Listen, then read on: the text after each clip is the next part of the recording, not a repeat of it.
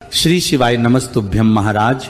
हर साल चैत्र माह की शुक्ल पक्ष की प्रतिपदा तिथि से चैत्र नवरात्रि की शुरुआत होती है और इस दिन गुड़ी पड़वा भी होता है और साथ ही में इस दिन हिंदू नव वर्ष की शुरुआत भी होती है।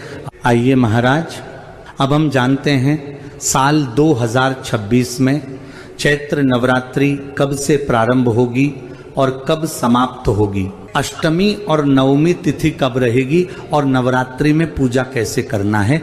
महाराज, इस बार चैत्र महीने की प्रतिपदा तिथि 19 मार्च गुरुवार को सुबह 6:54 से शुरू होगी और प्रतिपदा तिथि का समापन 20 मार्च शुक्रवार को सुबह 4:52 पर होगा। महाराज, उदया तिथि के अनुसार चैत्र नवरात्रि 19 मार्च गुरुवार के दिन से शुरू होगी और नवरात्रि व्रत का समापन 27 मार्च शुक्रवार के दिन होगा। महाराज, इस पर चैत्र नवरात्रि गुरुवार के दिन से शुरू हो रही है, इस वजह से इस बार माता पालकी पर सवार होकर आएंगे और माता का पालकी पर सवार होकर आना शुभ नहीं माना जाता है। लेकिन ऐसे में अगर भक्त पूरे 9 दिनों का नवरात्रि का व्रत पूरी श्रद्धा से रखते हैं तो उनके ऊपर माता रानी का आशीर्वाद सदैव बना भी रहता है। महाराज, चैत्र नवरात्रि के पहले दिन कलश स्थापना की जाती है जो कि हमेशा शुभ मुहूर्त में ही करनी चाहिए। ऐसे में इस बार कलश स्थापना 19 मार्च को की जाएगी, जिस दिन मां शैलपुत्री का दिन रहेगा और इस दिन कलश स्थापना का शुभ मुहूर्त सुबह 6:54 से लेकर सुबह 7:43 तक रहेगा।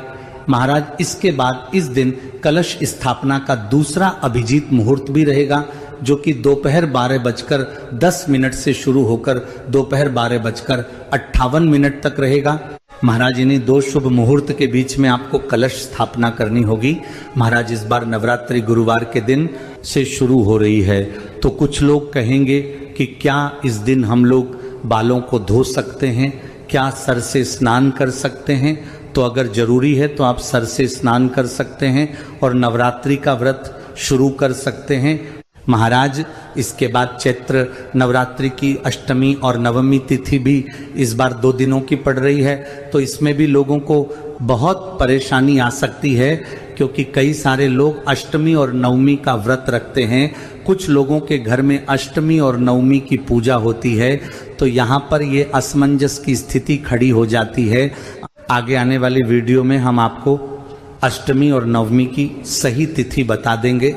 और चैत्र नवरात्रि में कुछ लोग पूरे 9 दोनों का व्रत रखते हैं तो कुछ लोग पहले और आखिरी दिन का व्रत रखते हैं। इस व्रत में कुछ लोग पूरे 9 दिनों तक सिर्फ चाय, पानी और फल खाकर व्रत रखते हैं तो कुछ लोग इस समय फल हार करके व्रत रहते हैं।